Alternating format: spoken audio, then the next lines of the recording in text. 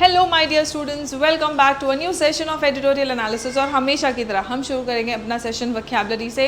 Vocab का importance आप सब जानते ही हैं और वोकैब के जो क्वेश्चंस हम करते हैं वो डायरेक्ट आपके एग्जामिनेशंस में आते हैं। साथ ही साथ वोकैब के साथ आपका इंप्रूव होता है कॉम्प्रिहेंशन स्किल, जो आपको सिलेक्शन और रैंक, सिलेक्शन के साथ साथ रैंक भी दिलाने में बहुत अहमियत रखता है। चलिए शुरू करते हैं आज का session. The first word is consequential. Consequence हमें पता है, कॉन्सिक्वेंस का मतलब होता है परिणाम और वो एक नाउन होता है। लेकिन consequential is an adjective. First of all L ending word है तो ये एक एडजेक्टिव है। कॉन्सिक्वेंशियल का मतलब होता है अहमियत रखने वाला, कोई चीज़ जो बहुत इंपॉर्टेंट हो, बहुत महत्व रखने वाला, सिग्निफिकेंट और क्रूशियल। इसका एंटोनिम है ट्रिवियल। ये कई बार आपके एग्जाम्स में आ चुका है बच्चों, ट्रिवियल। ठीक है, ट्रिवियल, इनसिग्निफिकेंट, छोटा मोटा, right. Now very important, significant, महत्वपूर्ण, कोई बहुत अहमियत या महत्व रख रहा है तो हम उसे कॉन्सिक्वेंशियल कह सकते हैं। स्ट्रैटेजिक वाटरवेज, वाटरवेज हम जानते हैं पानी के रास्ते। वाटरवेज के बारे में अभी तो एटलीस्ट हमें बहुत अच्छे से पता होना चाहिए, क्योंकि एक पर्टिकुलर वाटरवे ब्लॉक होने की वजह से या उसमें रिस्ट्रिक्शंस लगने की वजह से कितना ज़्यादा ग्लोबल इकोनॉमी पर प्रभाव पड़ रहा है, इंक्लूडिंग इंडियन इकोनॉमी, हम सब जानते हैं। किस वाटरवे की मैं बात कर रही हूँ, कमेंट करके मुझे बताएंगे, right. So strategic waterways can be as consequential as sanctions. कह रहे हैं कि आप किसी के साथ में ट्रेड कर रहे हैं, है ना, आप उसके ऊपर सैंक्शन लगाएं। सैंक्शन याद रखना, इसके दो मीनिंग्स होते हैं। एक सैंक्शन का मतलब होता है अनुमति देना, है ना। हम लीव सैंक्शन होने की बात करते हैं ना, कि यार मेरा लीव सैंक्शन हो गया, है ना। सो लीव सैंक्शन होना मतलब अप्रूव हो जाना, और एक सैंक्शंस का मतलब होता है रोक लगना। अब आप देखिए ये दोनों मीनिंग बिल्कुल एक दूसरे से ऑपोजिट है ना। तो आपको कॉन्टेक्स्ट के हिसाब से मीनिंग समझने आना चाहिए, राइट। नाउ सो कह रहे हैं कि स्ट्रैटेजिक वाटरवेज जो है ये उतने ही ज़्यादा कॉन्सिक्वेंशियल, मतलब सिग्निफिकेंट, क्रूशियल हो सकते हैं जितना कि सैंक्शंस, है ना। आपने देखा है बहुत सारे बड़े देश क्या करते हैं, किसी को अगर धमकाना है तो क्या करते हैं, हम तुम्हारे ऊपर सैंक्शन लगा रहे हैं, तुम्हारे साथ में कोई ट्रेड नहीं करेंगे, है ना। तो कह रहे हैं कि ये जो वाटरवेज है, स्ट्रैटेजिक वाटरवेज जो होते हैं वो उतने ही ज़्यादा कॉन्सिक्वेंशियल यानी कि इंपॉर्टेंट हो सकते हैं जितना कि सैंक्शंस, है ना। They can be as consequential as sanctions, right? Coming to the next word, leverage. Leverage, age ending words, usually nouns होते हैं, है ना। और leverage करना मतलब किसी चीज़ का, अच्छा usually वैसे तो nouns होते हैं, लेकिन यहाँ पे ये noun, ये वाला word particular जो है, इसको हम noun और verb दोनों की तरह यूज़ कर सकते हैं, ठीक है। इस particular word को noun और verb दोनों की तरह यूज़ कर सकते हैं। Use something to gain an advantage. किसी चीज़ का प्रयोग करके कोई लाभ प्राप्त करना, उसको हम कहते हैं लेवरेज करना, है ना। मान लीजिए आजकल आप लोग टेक्नोलॉजी को लेवरेज कर रहे हैं, मतलब टेक्नोलॉजी को यूज़ करके, उसका उपयोग करके आप लाभ प्राप्त कर रहे हैं। आप और ज़्यादा स्किल एक्वायर कर रहे हैं, और ज़्यादा एजुकेशन एक्वायर कर रहे हैं, राइट। सो लेवरेज करना मतलब किसी चीज़ का प्रयोग करके उससे लाभ प्राप्त करना, उसका लाभ उठाना बेसिकली, है ना।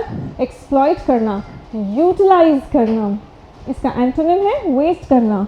आपके पास टेक्नोलॉजी है, आपके पास मोबाइल फ़ोन है, इंटरनेट है, लेकिन आप कोई स्किल एक्वायर नहीं कर रहे हैं, आप बस स्क्रॉल किए जा रहे हैं, है ना। तो आप क्या कर रहे हैं, आप उस लेवरेज को वेस्ट कर रहे हैं, निगलेक्ट कर रहे हैं, उसका सही प्रयोग नहीं कर रहे हैं। Iran leveraged the straight of Hormuz. Iran ने क्या किया है, ईरान ने स्ट्रेट ऑफ हॉर्मुज को लेवरेज किया है, यूटिलाइज किया है, उसका लाभ उठाया है ना। उसका प्रयोग किया कि यार ये हमारे कंट्रोल में है, हमारे ऊपर सैंक्शन लगाया जा रहा है, अब हम इसका प्रयोग करेंगे और हम लोगों को बताएंगे कि ठीक है सैंक्शन का जवाब हम कैसे देंगे, ठीक है, right. Now vulnerability, vulnerability ITY ending words क्या होते हैं, नाउन्स होते हैं। We have done it so many times, isn't it. So vulnerability का मतलब क्या होता है, वल्नरेबिलिटी मतलब आपकी कमज़ोरी बेसिकली, है ना। वल्नरेबल होना मतलब सेंसिटिव होना, कमज़ोर होना। अगर आप वल्नरेबल है तो आपको आसानी से नुकसान पहुंचाया जा सकता है ना। सो वीकनेस और एक्सपोजर टू डेंजर, मतलब खतरे के लिए आप ज़्यादा एक्सपोज हैं या आप कमज़ोर हैं, आपको कोई बहुत आसानी से नुकसान पहुंचा सकता है, तो आप वल्नरेबल हैं, ठीक है। ससेप्टिबिलिटी, फ्रैजिलिटी, राइट, फ्रजाइल, ये वर्ड बहुत ज़्यादा एग्जाम में आता है आपके, है ना, फ्रेजिलिटी नाउन फॉर्म है। एंड इसका एंटोनिम क्या होगा, स्ट्रेंथ होना या फिर रेजिलियंस। रेजिलियंस का मतलब क्या होता है, या तो आपको कोई नुकसान पहुंचा नहीं सकता, या पहुंचाया भी तो आप बाउंस बैक बहुत जल्दी कर लेते हैं, तो हम उसको कहते हैं रेजिलियंस, ठीक है। The conflict expose a critical vulnerability, कह रहे हैं कि ये जो कॉन्फ्लिक्ट है ना, इस कॉन्फ्लिक्ट ने एक्सपोज किया है क्या, एक क्रिटिकल वल्नरेबिलिटी एक्सपोज कर दिया है ना, एक बहुत ही अहम, बहुत ही महत्वपूर्ण कमजोरी एक्सपोज किया है कि यार इस चीज का भी फायदा उठा के नुकसान पहुंचाया जा सकता है, right. Now come to the,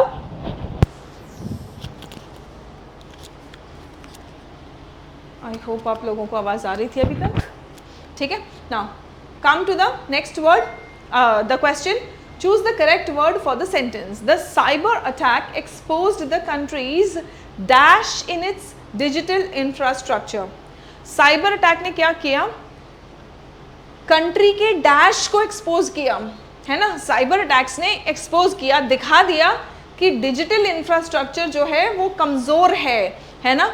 तो इससे कंट्री की क्या एक्सपोज हुई है, लेवरेज, कॉन्सिक्वेंशियल या वल्नरेबिलिटी। देखो, लेवरेज का तो मतलब होता है किसी चीज़ का प्रयोग करके फ़ायदा उठाना, लाभ उठाना, यहाँ पे ऐसा सेंस आ नहीं रहा है। कॉन्सिक्वेंशियल का भी मतलब होता है इंपॉर्टेंट, तो कंट्री का इंपॉर्टेंट एक्सपोज किया नहीं, कंट्री की वल्नरेबिलिटी, कंट्री की वीकनेस, कि हमारा डिजिटल इंफ्रास्ट्रक्चर अगर मजबूत ना रहा तो साइबर अटैक्स क्या कर सकते हैं, साइबर अटैक्स नुकसान पहुंचा सकते हैं, है ना। अब वो किस डिजिटल इंफ्रास्ट्रक्चर को टारगेट कर रहे हैं उस पर डिपेंड करेगा कि कितना नुकसान पहुंचा रहे हैं, राइट। सो साइबर अटैक्स ने क्या किया, एक्सपोज कर दिया कि कंट्री का अगर डिजिटल इंफ्रास्ट्रक्चर मजबूत नहीं है तो बहुत ज़्यादा वीकनेस है ना। ना disruption, ION ending word, disruption ION ending word noun होता है ना। डिसरप्शन का मतलब क्या होता है, बाधा। डिसरप्शन का मतलब क्या होता है बच्चों, बाधा, है ना, डिस्टर्बेंस और इंटरप्शन। इसका एंटोनिम देखिए, कॉन्टिन्यूटी, मतलब कोई चीज़ लगातार में है, चल रही है, कॉन्टिन्यूटी में है या स्टेबिलिटी में है ना। Disruptions to energy flows, raised costs, energy flow, fuel, है ना, तो इसमें क्या हुआ, डिस्ट्रप्शन हुआ। फ्यूल का प्राइस बढ़ते ही हर चीज़ का प्राइस बढ़ जाता है। रीज़न, कोई भी चीज़ प्रोडक्शन से लेके मार्केट तक जब पहुंचता है तो वो किसकी वजह से पहुंचता है, फ्यूल की वजह से पहुंचता है। अब अगर ट्रांसपोर्ट का कॉस्ट बढ़ेगा तो हर चीज़ का, चाहे दूध हो चाहे सब्जी हो, जो छोटी छोटी बेसिक नेसेसिटीज़ हैं, हर चीज़ पर आपको असर दिख जाता है ना। इसीलिए लोग, पेट्रोल का प्राइस बढ़ गया या पेट्रोलियम का प्राइस बढ़ रहा है ना, तो एनर्जी के रिसोर्सेज का जैसे भी आप देखते हैं कि प्राइस अगर बढ़ रहा है तो तुरंत लोग चिंतित हो जाते हैं। क्यों, सिर्फ पेट्रोल का प्राइस बढ़ने से या सिर्फ पेट्रोलियम का प्राइस बढ़ने से सिर्फ पेट्रोल और पेट्रोलियम पे फ़र्क नहीं पड़ता है।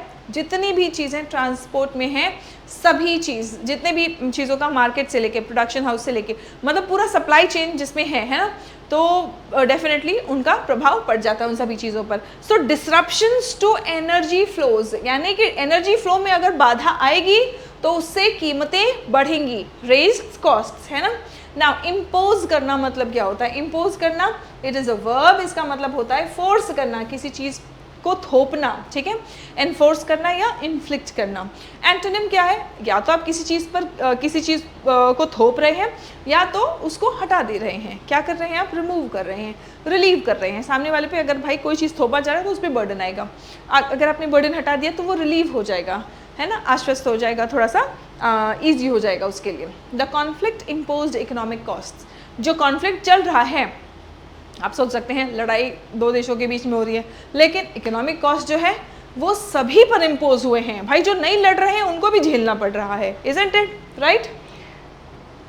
नाउ इन्फ्लिक्ट करना मतलब क्या है, इन्फ्लिक्ट करना मतलब कॉज करना, डैमेज पहुंचाना, क्षति पहुंचाना किसी को। इन्फ्लिक्ट करना मतलब क्षति पहुंचाना, इम्पोज करना, कॉज करना। एंटोनिम इसका क्या है, क्षति पहुंचाने का एंटोनिम है कि आप उसको हील कर रहे हैं, रिलीव कर रहे हैं, अगेन दर्द से राहत, relieve, right. Heavy damage was inflicted on Iran, Iran पर बहुत ज़्यादा डैमेज इन्फ्लिक्ट हुआ है, बहुत ज़्यादा क्षति पहुंचाई गई है ईरान पर। Now choose the correct word for the sentence. The cyclone dash severe damage. Cyclone ने बहुत ज़्यादा डैमेज कॉज किया, है ना। यहाँ पे क्षति पहुँचाने वाला मीनिंग आ रहा है, तो क्षति पहुँचाने से संबंधित कौन सा वर्ड है? इन्फ्लिक्टेड। अभी अभी हमने देखा, ठीक है। डिसरप्शन का मतलब क्या है? डिसरप्शन का मतलब बाधा आना, उथल पुथल हो जाना, है ना। इम्पोज करना मतलब थोपना, राइट। चलिए now cast a shadow over. Cast a shadow over मतलब आप क्या कर रहे हैं? किसी भी चीज़ पर छाया डाल रहे हैं, डाउट या संकट का या चिंता का एक सिचुएशन क्रिएट कर रहे हैं, है ना। Cast a shadow, darken, threaten, डरा रहे हैं, किसी चीज़ को अंधकार में लेके जा रहे हैं, तो कास्ट अ शैडो ऑन। उसका एंटोनिम क्या होगा? ब्राइटन करना यानी उजाला लाना, या फिर आप प्रोत्साहित कर रहे हैं। अगर आप किसी चीज़ को, किसी के मन को ही मान लो अंधकार में लेके जा रहे हैं, तो आप उसको क्या कर रहे हैं? आप उसको निरुत्साहित कर रहे हैं, तो उसका एंटोनिम होगा एनकरेज करना। The attacks on Lebanon cast a shadow over the peace deal.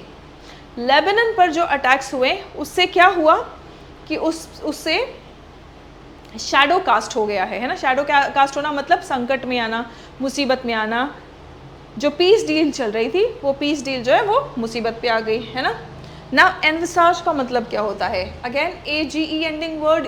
वैसे तो AG एंडिंग वर्ड जो है, सफिक्स जो है, ये नाउन का सफिक्स होता है, लेकिन यहाँ पर भी एक वर्ब की तरह यूज़ हुआ है, ठीक है। इसके पहले हमने लेवरेज देखा, AG एंडिंग वर्ड था, वो वर्ब और नाउन दोनों का काम उसी फॉर्म में कर रहा था, ठीक है। एनविसाज यहाँ पे ये सिर्फ एक वर्ब का काम करेगा। इसका मतलब होता है कल्पना कर पाना, इमेजिन कर पाना, प्लान कर पाना, ठीक है। फोरसी, अगर आप कल्पना कर रहे हैं तो पहले ही आप सोच ले रहे हैं, है ना। सो फोरसी और एनविजन एंटोनिम्स होंगे इग्नोर करना या फिर ओवरलुक करना, इग्नोर करना या फिर ओवरलुक करना। The agreement envisages lifting sanctions. Sanctions lift करना, जो अग्रीमेंट है वो ये कल्पना कर रहा है या प्लान कर रहा है कि ये अग्रीमेंट होने के बाद जो भी सैंक्शंस है वो हटा दिए जाएंगे, जो भी रोक लगाए गए हैं उनको हटा दिए जाएंगे, है ना। डिसाइसिव का मतलब क्या होता है? Decisive IVE ending word. IVE ending words are adjectives, ठीक है। डिटरमाइन, डिसाइसिव का मतलब होता है डिटरमाइनिंग और crucial. Decisive very important, decision लेने में जो चीज़ आपको मदद करे वो डिसाइसिव होता है, वो निर्णायक होता है, ठीक है। क्रूशियल और कंक्लूसिव। एंटोनिम है, अगर कोई चीज़ क्रूशियल नहीं है तो उसका एंटोनिम है इनसिग्निफिकेंट और indecisive. Iran has become a decisive stakeholder. Iran जो है वो एक डिसाइसिव मतलब एक निर्णायक स्टेक होल्डर बन चुका है। मतलब इनके सहमति या असहमति से बहुत ज़्यादा प्रभाव पड़ेगा, है ना। ऐसा नहीं है कि हम इनको बाईपास कर सकते हैं। तो ईरान जो है एक इम्पॉर्टेंट स्टेक होल्डर बन चुका है। The recent border clashes, border पर हाल ही में जो क्लैशेस हुए हैं, have dash the prospects of peaceful agreement. तो शांतिपूर्वक जो समझौता हो रहा था उस पर हाल ही में जो बॉर्डर पर अटैक्स हुए हैं, समझौता हो रहा है, शांति समझौता हो रहा है, अटैक्स हो रहे हैं, तो अटैक्स क्या करेंगे? शांति समझौते पर क्या करेंगे? इसका मतलब संकट में डाल देंगे, मुसीबत में डाल देंगे, है ना, डाउट में डाल देंगे, सस्पिशन में डाल देंगे कि यार हो पाएगा कि नहीं, है ना। तो आंसर आपका क्या आएगा? Cast shadow over. एनविसाज का मतलब क्या होता है? कल्पना करना, इमेजिन करना, प्लान करना। डिसाइसिव का मतलब क्या होता है? निर्णायक, जो डिसीजन लेने में आपको मदद करे, उसे हम कहते हैं डिसाइसिव, है ना। Now students, we have our application Sarin Pathshala on Google play store, ठीक है। आप इसको डाउनलोड कर सकते हैं, Sarin Pathshala on Google play store. Complete English foundation batch उन सभी बच्चों के लिए है जो वन डे कॉम्पिटिटिव एग्जामिनेशंस की तैयारी कर रहे हैं और इंग्लिश एक अहम रोल प्ले करता है आपकी सिलेक्शन में। साथ ही साथ जो बच्चे अपने कम्युनिकेशन स्किल्स पर काम करना चाहते हैं उनके लिए है spoken English express batch. Now coming to changed reality, है ना। मतलब रियलिटी मतलब हकीकत, चेंज्ड मतलब हकीकत या रियलिटी या अभी फ़िलहाल जो मौजूदा स्थिति है वो बदल चुकी है या बदली हुई जो मौजूदा स्थिति है उसके बारे में हम बात कर रहे हैं। ये क्या है? On India and the straight of Hormuz. जो इंडिया और स्ट्रेट ऑफ हॉर्मस की हम बात करेंगे। India must reduce its dependence on the straight of Hormuz. अभी तक तो हम बहुत ज़्यादा उस पर निर्भर थे, लेकिन अब इंडिया को स्ट्रेट ऑफ हॉर्मस पर अपनी निर्भरता कम करनी पड़ेगी। Nations rise to power on the strength of their economies. जो किसी भी नेशन की आप बात करो, अगर वो ताकतवर बनते हैं तो वो अपनी अर्थव्यवस्था से ही बनते हैं। जो ज़्यादा अटैक कर सकता है, जिसके पास ज़्यादा हथियार है, ये सब मायने नहीं रखता। हथियार रहेगा तो देश के पास रहेगा, लेकिन देश ताकतवर तब बनता है जब उसकी इकोनॉमी ताकतवर बनती है। इकोनॉमी है यानी पैसा है, पैसा है तो जो चाहे हथियार लेना है, लोगों को ताकतवर बनाना है, अपनी मतलब कुछ भी, there is nothing that money can't buy, okay, in material terms at least, there is nothing that money can't buy at a national level in material terms, right. So yes, nations rise to power, कोई भी राष्ट्र की अगर आप बात करेंगे तो वो पावर तक कैसे राइज करते हैं, on the strength of their economies and by extension. Economy मतलब अर्थव्यवस्था मजबूत है तो इससे और आगे क्या होगा, बाय एक्सटेंशन ट्रेड। अर्थव्यवस्था है और ट्रेड करो, ट्रेड करोगे तो ऑब्वियसली सीधी बात है कि इकोनॉमी या अर्थव्यवस्था आपकी और अच्छी रहेगी। Historically countries such as United Kingdom, Japan, United States, China, इन सभी देशों को आप देखो, और आज की बात नहीं, ऐतिहासिक रूप से भी अगर आप देखेंगे, हिस्टोरिकली अगर आप देखेंगे, हैव कंबाइंड इकोनॉमिक प्रोस्पेरिटी। इन्होंने क्या किया है, बहुत ही समझदारी से उन्होंने इकोनॉमिक प्रोस्पेरिटी को कंबाइन किया है विद मैरिटाइम डोमिनेंस। इन्होंने समुद्री रास्तों पर अपना दबदबा बना के रखा है, अपनी पकड़ बना के रखी है, क्योंकि उनको बहुत अच्छे से पता है कि भाई ट्रेड अगर गड़बड़ हुआ तो अर्थव्यवस्था भी डामाडोल हो जाएगी और इससे हम कमज़ोर हो जाएंगे एज अ नेशन, है ना। तो इन किसी भी देशों को देख लो, इन्होंने अपना इकोनॉमिक प्रॉस्पेरिटी और मैरिटाइम डोमिनेंस यानी कि समुद्री रास्तों पर अपना जो वर्चस्व बनाए रखना होता है, जो दबदबा बनाए रखना होता है, वो रखा है हमेशा। इंडियाज़ वीक शिपिंग सेक्टर, अगर इंडिया की बात करेंगे तो इंडिया की जो वीक शिपिंग सेक्टर है ये क्या दर्शाती है, reflects it's geopolitical position. India का जियोपॉलिटिकल पोजीशन क्या है, कैसा है, वो इंडिया का कमज़ोर शिपिंग सेक्टर ही दिखा रहा है ना। Yet its seafarers generate billions of dollars in foreign exchange. अब जो हमारे सीफेयरर्स हैं, जो समुद्री रास्तों पर जो आवागमन करते हैं, इनका अगर आप देखेंगे तो billions of dollars in foreign exchange वो जनरेट करते हैं वाइल फेसिंग रिस्क्स, और उनको वो रिस्क खुद फेस कर रहे हैं। पायरेसी हो रही है, मतलब पायरेट्स ऑफ कैरेबियन आपको पता ही है ना, पायरेसी हो रही है, चोरी हो रही है, डकैती हो रही है समुद्री रास्तों पर, तो ये सारा रिस्क खुद झेल रहे हैं, काम कर रहे हैं, मेहनत कर रहे हैं, और जो billions of dollars of foreign exchange generate कर रहे हैं वो, है ना। एंड जियोपॉलिटिकल टेंशन है वो भी सब खुद वो झेल रहे हैं, राइट। लेकिन इंडिया का शिपिंग सेक्टर ओवरऑल अगर आप देखेंगे तो वो वीक है। The recent conflict with Iran showed that control of strategic waterways. हाल ही में जो ईरान के साथ में कॉन्फ्लिक्ट हुआ, हमारा नहीं हुआ है, लेकिन जो ईरान का कॉन्फ्लिक्ट हुआ है उससे क्या पता चला है हमें, कुछ भी होता है तो उससे हमें सीख लेनी चाहिए। तो ईरान जो कॉन्फ्लिक्ट में फंसा हुआ है उससे हमें क्या सीख मिल रही है, हमें ये सीख मिल रही है कि भाई स्ट्रैटेजिक वाटरवेज को अगर हम कंट्रोल कर रहे हैं, ऐसा वाटरवे अगर हमारे कंट्रोल में है जहाँ से बहुत लोग आ रहे हैं जा रहे हैं, तो वो भी किसी औजार से कम नहीं है, आप उसका भी प्रयोग कर सकते हैं लोगों को कंट्रोल में रखने के लिए, है ना, या अपनी बात किसी के सामने स्ट्रॉन्ग तरीके से रखने के लिए, अपनी बात मनवाने के लिए। Can be as consequential as economic sanctions by leveraging the straight of Hormuz. Iran ने क्या किया है, ईरान ने स्ट्रेट ऑफ हॉर्मज का पूरा लाभ उठाया है। उन्होंने क्या किया, Iran exposed a critical vulnerability in the global economy. पूरे ग्लोबल इकोनॉमी में एक कमजोरी थी, वो उन्होंने सामने रख दी है, सबके एक्सपोज कर दिया है। Disruptions to energy flows imposed costs far beyond the battlefield. जहाँ पर युद्ध भूमि है, जहाँ पे युद्ध एक्चुअली चल रहा है, उससे भी कहीं ज़्यादा दूर तक इसका प्रभाव गया है।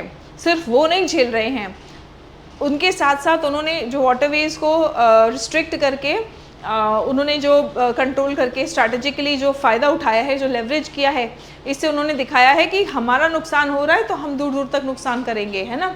सो beyond the battlefield and the economic consequences appear to have played a significant role in shaping the US response. US को अपना रिस्पॉन्स शेप करने में इस चीज़ का बहुत ज़्यादा महत्व था। वो भी सोचता है कि यार स्ट्रेट ऑफ हॉर्मस इनके कंट्रोल में है ना, बहुत नुकसान ये पहुंचा सकते हैं, और दूसरे लोगों को नुकसान होगा तो वो सब यूएस के ऊपर आ जाएंगे कि भाई तुम्हारे वजह से हमारा भी नुकसान हो रहा है ना। तो एक तरह से उनके ऊपर एक प्रेशर है, right. So from a shipping perspective, अगर हम एक शिपिंग पर्सपेक्टिव से देखेंगे, एक शिपिंग के नज़रिए से देखेंगे, it's Hormoz stakes and it's Hormoz stakes, shipping के नज़रिए से देखेंगे और हॉर्मोज के उसके स्टेक के नज़रिए से अगर हम देखेंगे, ईरान में have secured strategic gains, Iran ने एक्चुअली स्ट्रैटेजिक गेन्स सिक्योर कर लिया है despite the heavy damage inflicted on it by Israeli and US. Israeli और यूएस ने बहुत ज़्यादा नुकसान वहाँ पर पहुँचाया है, लेकिन ईरान ने स्ट्रेट ऑफ हॉर्मोज का प्रयोग करके उन्होंने अपना स्ट्रैटेजिक गेन, उन्होंने बोला कि ये हमारे कंट्रोल में है और हमें अगर नुकसान पहुंचाया जाएगा तो फिर हम भी बताएंगे, है ना। तो ये गेन, ये फ़ायदा तो उनको हुआ है इस वॉर से। Even as the attacks on Lebanon cast a shadow over the peace deal. अब लेबनन पे जो अटैक्स हुए हैं उससे जो शांति वार्ता चल रही थी, जो शांति समझौता चल रही थी, है ना, उस पर जो हम कहते हैं ना शक के बादल आ गए हैं कि ऐसे कैसे, वहाँ पे एक तो अटैक हो रहा है और यहाँ पे हम समझौता करें, तो जो संकट में तो आ गया है पीस डील, है ना। Iran has announced that the Persian gulf straight authority it set up during the war will be the sole authority that will handle. लेकिन उन्होंने, ईरान ने अनाउंस कर दिया है कि भाई पर्शियन गल्फ स्ट्रेट अथॉरिटी, ये उन्होंने युद्ध के दौरान अनाउंस किया था कि स्ट्रेट ऑफ हॉर्मस को वो देखेंगे, है ना। It set up during the war will be the sole authority, वही सोल अथॉरिटी होगा that will handle the straight of Hormuz transits, है ना। स्ट्रेट ऑफ हॉर्मस से कौन आ रहा है, कौन जा रहा है, कौन देखेगा, पर्शियन गल्फ स्ट्रेट अथॉरिटी, है ना, यही है, हाँ, पर्शियन गल्फ स्ट्रेट अथॉरिटी यही देखेगा कि वहाँ से किसका आना जाना हो रहा है, ठीक है। The memorandum of understanding envisages lifting sanctions, जो MOU है उसमें है कि भाई सैंक्शंस हटाए जाएंगे, ईरान पर जो सैंक्शंस, जो रोक लगाया गया है वो सब हटाया जाएगा। And on ships serving Iranian trade, जो भी शिप्स ईरानियन ट्रेड सर्व कर रही हैं उन पर भी जो भी सैंक्शंस लगाए गए हैं सब हटाए गए हैं, हटाए जाएंगे, ऐसा MOU में है ना। It also mandates Iranian talks with Oman and other gulf states, है ना। वो ये भी मैंडेट करता है कि भाई ईरानियन टॉक्स जो है ओमान के साथ में और दूसरे गल्फ स्टेट्स के साथ में on maritime administration in the straight of Hormuz, right, in the straight of Hormuz, इनके साथ में जो बातचीत है वो भी वो मैंडेट कर रहे हैं कि ज़रूरी है, करना है, ईरानियन टॉक्स होगी ओमान के साथ में, जो दूसरे गल्फ स्टेट्स हैं उनके साथ में। प्रीवियसली, इससे पहले क्या होता था, previously vessels transiting the strait neither paid tolls nor reported to Iran और ओमान। कह रहे हैं कि इससे पहले क्या है कि जो भी वेसल्स स्ट्रेट से जाते थे, स्ट्रेट ऑफ हॉर्मोज से जाते थे, ना वो कोई टोल देते थे, है ना, और ना ईरान को या ओमान को वो रिपोर्ट करते थे, बस सबका आना जाना चलता रहता था वहाँ पे। वेदर और not the new framework results in transit fees is less important. अब जो नया फ्रेमवर्क है कि पर्शियन गल्फ स्टेट अथॉरिटी है, कौन आएगा जाएगा वहाँ से, वो पर्शियन गल्फ स्टेट अथॉरिटी देखेगी और फिर अब वो फीस भी लगा सकती है। अब यहाँ पे क्या बात हो रही है कि ये जो फ्रेमवर्क है, ये फ्रेमवर्क फीस, आने जाने का फीस लगाए या नहीं लगाए, ये कम इम्पॉर्टेंट है दैन द रियलिटी। जो हकीकत है उससे कम ही इम्पॉर्टेंट है वो चीज़, that shipping companies must now account for Iran as a decisive stakeholder. जो शिपिंग कंपनीज हैं वो अब ईरान को अकाउंट फॉर, मतलब जवाब देना पड़ेगा ईरान को as a decisive stakeholder in the straight of Hormuz. For India, अब अगर इंडिया की बात करें, the conflict has exposed a major strategic weakness. Conflict ने एक मेजर स्ट्रैटेजिक वीकनेस एक्सपोज किया है। क्या है वो weakness? Despite the straight of Hormuz being vital to its energy security.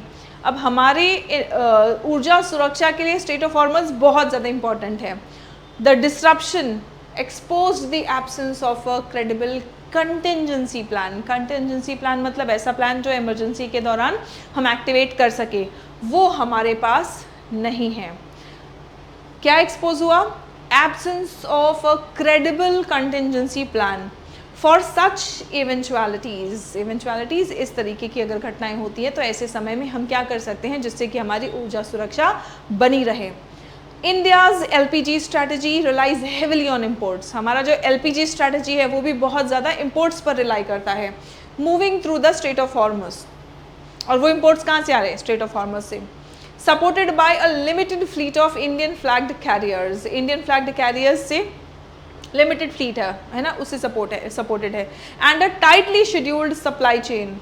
Tightly scheduled supply chain with little long term cavern storage, right. Now similar vulnerabilities, मतलब इसी तरह की और कमजोरियां हैं अफेक्टेड, जिन्होंने प्रभावित किया, affected other fuel supplies to, जो बाकी फ्यूल सप्लाईज हैं उन पर भी इसी तरह की कमजोरियों ने प्रभाव डाला।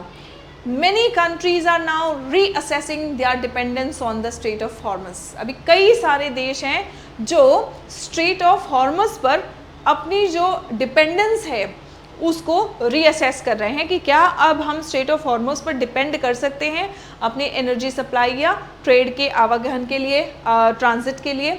The UAE, the United Arab Emirates, is pursuing a zero Hormoz dependency. UAE ने पहले ही कोशिश करना शुरू कर दिया है कि हमारा हॉर्मोज पर ज़ीरो डिपेंडेंस हो, zero Hormuz dependence strategy by strengthening alternative. कैसे? हॉर्मोज पर डिपेंडेंसी कम तब होगा जब आप कोई और रास्ता ढूंढ लोगे। By strengthening alternative infrastructure and routes, infrastructure भी और ऑल्टरनेटिव रूट्स भी उन्होंने अपना तैयार करना शुरू कर दिया है। India must draw lessons from the crisis. अब ये जो आफत, जो क्राइसिस आई है ना, तो इससे इंडिया को भी सीख लेना चाहिए। India must draw lessons from the crisis. Diversifying supply chain, हमारा सप्लाई चेन जो है वो डाइवर्सिफाई करने की ज़रूरत है हमें। Investing in alternative maritime and land corridors, हमें इन्वेस्ट भी करना पड़ेगा। मैरिटाइम कॉरिडोर्स, कॉरिडोर्स मतलब और रास्ते हमें ढूंढने पड़ेंगे, और समुद्री रास्ते ढूंढने पड़ेंगे, लैंड से भी और समुद्र से भी हमें alternative maritime and land corridors हमें ढूंढना पड़ेगा। एंड स्ट्रेंथनिंग स्ट्रैटेजिक पार्टनरशिप, हमें स्ट्रैटेजिक पार्टनरशिप भी स्ट्रेंथन करना है, should become priorities. Projects such as Chabahar offered precisely such an opportunity. Chabahar जैसे प्रोजेक्ट्स जो हैं इन्होंने प्रिसाइसली, मतलब एकदम सटीक तरीके से इसी तरह का हमें अवसर प्रदान किया। Such an opportunity, but India gave up on it. India ने उस पर गिव अप कर दिया है, मतलब उसको बहुत ज़्यादा अभी एग्रेसिवली नहीं परस्यू कर रहे हैं। For India, reducing dependence on the Strait of Hormuz is no longer just an economic goal. India के लिए अब ये सिर्फ एक आर्थिक गोल या टारगेट नहीं रह गया है कि हमें स्ट्रेट ऑफ हॉर्मोज पर डिपेंडेंट नहीं रहना है। ये सिर्फ एक गोल नहीं रह गया है, ये आज की ज़रूरत बन चुकी है। और इसीलिए हमने शुरू जो किया था वो कहा है चेंज्ड रियलिटीज़, मतलब जो अभी मौजूदा स्थिति है, परिस्थिति है, वो बदल चुकी है और उसी के अकॉर्डिंग हमें एक्शन लेना चाहिए। Now coming to the favourite questions, tone based questions. What is the tone of the editorial? Humorous और सरकास्टिक तो बिल्कुल भी नहीं है ना। यहाँ पे कोई दिखा आपको कोई मजाक करता हुआ, किसी की तरह का कोई जोक, है ना, ऐसा फनी लैंग्वेज और कुछ? We don't have any kind of words which show that the tone of the author is humorous and sarcastic.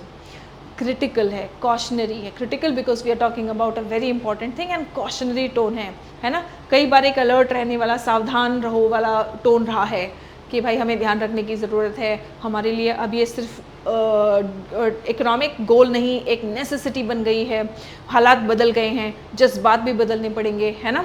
So yes, the tone is critical and cautionary. We are neither celebratory, we are neither neutral or descriptive. No, we are not neutral, right? According to the editorial, why is the Strait of Hormuz strategically important for India? Editorial के मुताबिक straight of Hormuz जो है वो India के लिए strategically important क्यों हो जाता है? India's largest export destination, it is crucial for India's energy imports and security. It is the main route for India's tourism, नहीं tourism की बात, it is India's only maritime, नहीं only maritime border ये नहीं है, ठीक है, और ना ही tourism की बात हुई है। तो आपका आंसर क्या है? आपका आंसर है ऑप्शन बी। आपका आंसर है option B. What lesson should India draw from the recent crisis according to the editorial? अभी जो हाल ही में क्राइसिस हुआ उससे भारत को क्या सीख लेनी चाहिए? Increase dependence on gulf countries पे और डिपेंड हो जाओ। अवॉइड मैरिटाइम ट्रेड ही मत करो बिल्कुल, हमें समुद्री रास्तों से कोई ट्रेड ही नहीं करना है। Diversify supply chains and strengthen alternative routes, या फिर हमें सैंक्शन लगा देना ईरान पे, तुमने हमारा नुकसान किया हम भी तुम्हारा नुकसान करेंगे। ये तो बच्चों वाला बात हो जाता है ना। अच्छा, तूने मेरे खिलौने लिए, मैं तेरे भी खिलौने ले लूँगा, है ना, तूने मुझे मारा मैं तुझे मारूंगा। ये वाला तो मतलब लॉन्ग टर्म सोल्यूशंस तो ऐसे कभी होते ही नहीं है, राइट। सो हमारा आंसर क्या है? हमारा आंसर है ऑप्शन सी, ठीक है। वल्नरेबिलिटी, इसका मीनिंग क्या है? हम 2-3 बार डिस्कस कर चुके हैं, एडिटोरियल के दौरान भी और जब वोकैब कर रहे थे तभी। इसका मीनिंग अब आप मुझे कमेंट करके बताएंगे, ठीक है। What does the word vulnerability mean in the passage? Now grammatically correct sentence कौन सा है? Disruptions to energy flows. जब हमारा मेन सब्जेक्ट है डिसरप्शंस, है ना, तो हमने जब डिसरप्शंस बोला है तो हमारा सिंगुलर वर्ब नहीं आएगा। Disruptions to energy flows, have, ये हैव ना एनर्जी फ्लोज के अकॉर्डिंग नहीं आया है बच्चों, याद रखना, ये आया है इसकी वजह से। रिमेंबर, जब भी सब्जेक्ट और फिर बाद में कोई प्रेपोजिशन आ जाए और उसके बाद में फिर से कोई सब्जेक्ट आ जाए, this becomes your main subject, ठीक है, this becomes your main subject. इसी के अकॉर्डिंग आप वर्ब डिसाइड करेंगे, ठीक है। Disruptions to energy flows is नहीं, ये सिंगुलर है। Disruptions to energy flows have, ये तो ठीक है, लेकिन देखो हैव के बाद में हम वर्ब का V3 फॉर्म यूज करते हैं ना, यहाँ पे एक्सपोजेस है, तो इसलिए ये भी गलत है। तो आपका करेक्ट सेंटेंस है option B. Got it everyone? आपका करेक्ट सेंटेंस है ऑप्शन बी, ठीक है। चलिए अब डिस्कशन पॉइंट, वेरी इंपॉर्टेंट। अगर आप किसी भी एग्जामिनेशन की तैयारी कर रहे हैं जहाँ पे इंटरव्यू एक इम्पॉर्टेंट रोल प्ले करता है या डिस्क्रिप्टिव एक इम्पॉर्टेंट रोल प्ले करता है, तो आपको अपना एनालिटिकल पावर, एनालिसिस आपका एडिटोरियल्स को लेके अपना पॉइंट ऑफ व्यू, अपना पर्सपेक्टिव बताने का, है ना, आपको डेवलप करना चाहिए। और वो डेवलप होता है जो भी मौजूदे मुद्दे होते हैं, है ना, उन पर आप पॉइंट्स, उनके जो इंपॉर्टेंट पॉइंट्स हैं वो पढ़िए और उसके ऊपर अपना एक पर्सपेक्टिव डेवलप करिए। आपका ऐसे राइटिंग वगैरह इसी तरीके से आता है। आपको ग्रुप डिस्कशंस में आपको टॉपिक दे दिया है ना, जीडीज वगैरह में आपको जब टॉपिक देते हैं इसी तरह के टॉपिक आते हैं। आप बोल तभी पाओगे जब आपका खुद का कोई पर्सपेक्टिव होगा। So you develop that perspective by knowing about the facts and then giving your perspective about it. So हम वो perspective कैसे देंगे, अपनी writing skills को कैसे improve करेंगे। ऐसे कुछ क्वेश्चंस जो आते हैं, अभी अभी हमने एडिटोरियल पढ़ा है ना, अब आपके लिए इजी है क्योंकि आपने वोकैब भी पढ़ा हुआ है और आपने अभी अभी एडिटोरियल को भी एनालाइज किया। कुछ फैक्ट्स भी मैं अभी बाद में इस क्वेश्चन की जस्ट बाद में दूंगी उनको आप देख सकते हैं। और देखिए it's very easy for you if you want to develop your writing skills कि आप अपना कुछ 2 सेंटेंस 3 सेंटेंस कुछ आप बनाए राइटअप और आप उसको कमेंट करें, है ना। Should India reduce its dependence on the straight of Hormuz, क्या इंडिया को स्ट्रेट ऑफ हॉर्मुज पर अपना डिपेंडेंस कम करना चाहिए? आपको क्या लगता है? यहाँ पे आपके पास कुछ की पॉइंट्स हैं जिनको आप देख लेंगे एंड यस आपका PDF आपको सरीन पाठशाला एप्लीकेशन पर ही मिल जाएगा क्योंकि टेलीग्राम तो अभी आई गेस 22 तारीख तक ही बंद था, है ना, तो आज के बाद तो हो जाना चाहिए टेलीग्राम चालू। बट एनीवेज अगर आप इसका PDF चाहते हैं तो आपको एप्लीकेशन पर, सरीन पाठशाला एप्लीकेशन पर मिल जाएगा या फिर व्हाट्सएप चैनल का लिंक मैं कमेंट्स में पिन कर दूंगी, वहाँ पर भी आपको मिल जाएगा, ठीक है। चलिए that's it for today, see you in the next session. तब तक अपना ख्याल रखें, स्वस्थ रहें, मस्त रहें, सभी बच्चे पढ़ते रहें और आगे बढ़ते रहें। जय हिंद एवरीवन।